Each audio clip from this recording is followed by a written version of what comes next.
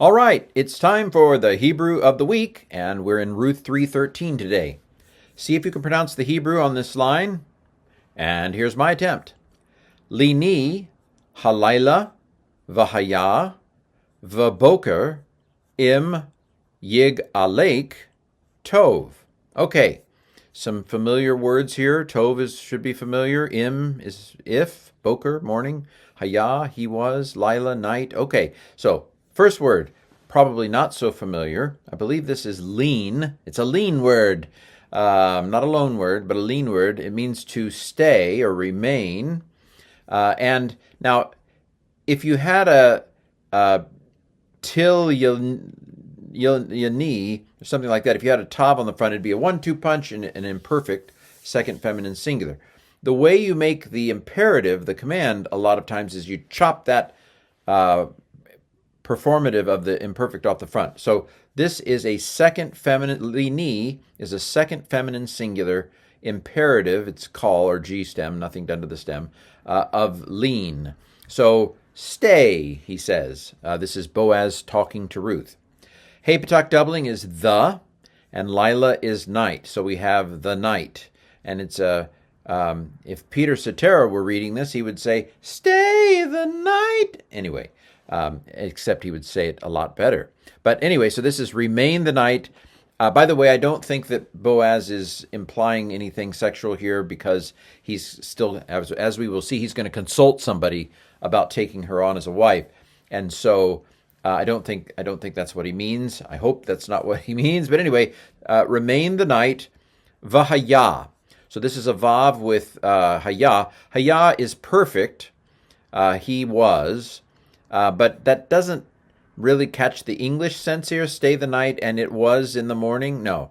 I think we should take this vav probably as introducing what's called a vav consecutive, where you have a chain, and then and there's no vav at the beginning here. I know you might be saying, "Hey, there's no vav at the beginning, Ken," but there's no lead off hitter. But the vav consecutive basically. The perfect becomes whatever the context needs it to be.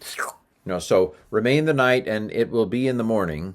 I know it's not a future, but of course Hebrew doesn't have a future tense, right?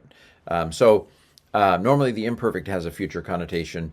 But so we're going to call this a vav consecutive. We're going to call this a converted perfect, where it basically becomes a future because that's what the context wants it to be. So remain the night, and it will be vaboker. We have a patak doubling hiding in here. That is the word the. That's where the comes from. And so this b is the preposition in. So what happens is the preposition crashed into the article, and it popped out like a pimple. And so we have b in. Patak doubling is all that's left of the, and then boker is morning. So remain the night, and it will be in the morning. Im yiga lake. So if you can see goel hiding in the middle of this word, and to save space with the English, I've said if he'll goel for you. Goel basically means perform as the next of kin or the nearest relative, the nearest eligible male relative. In other words, im means if. The yod on the front is an imperfect. It's a third masculine singular performative. That's where he comes from. The k at the end is the is you. I don't have it here in the translation. It's if he will goel you. You comes from k. It's a second feminine singular object suffix. So if he will goel you. In other words, if he will perform the duties of the nearest male relative, is what it's basically saying.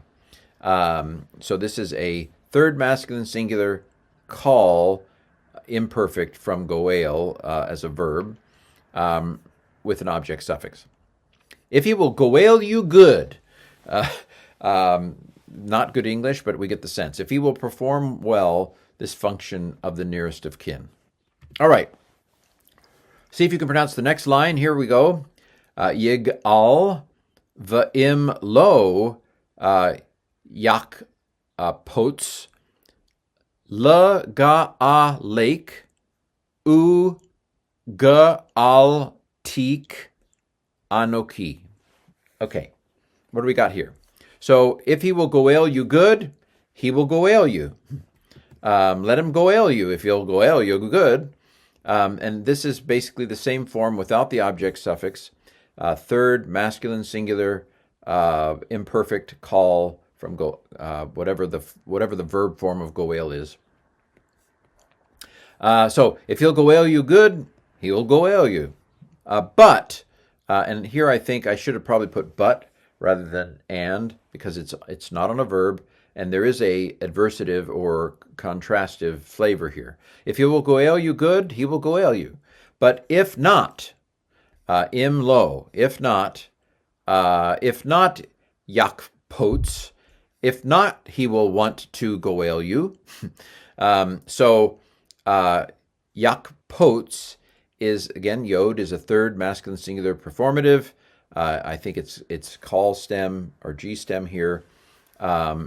So it's from kafetz to desire or want. So, and if you will not want to goel you, I think this might be an infinitive construct here. So we have the preposition l on the front, to, and we have k, second feminine singular u on the end. So if he will not want to goel you, that's for your goel, that's bad translation. To goel you is not a good translation either, but it gets the sense of the infinitive construct better here. Even, so this is and, but and doesn't work well here. So I used even instead of and. Ya al tik, I will goel you. Anoki means I. And then the tav, hirik yod here at the end of uga al tik. The T in here is I, so this is perfect in form. Again, it's a vav consecutive because even though it's perfect, maybe he's expressing the certainty of it. It's a done deal. If it's a done deal. So I used even because it's better English.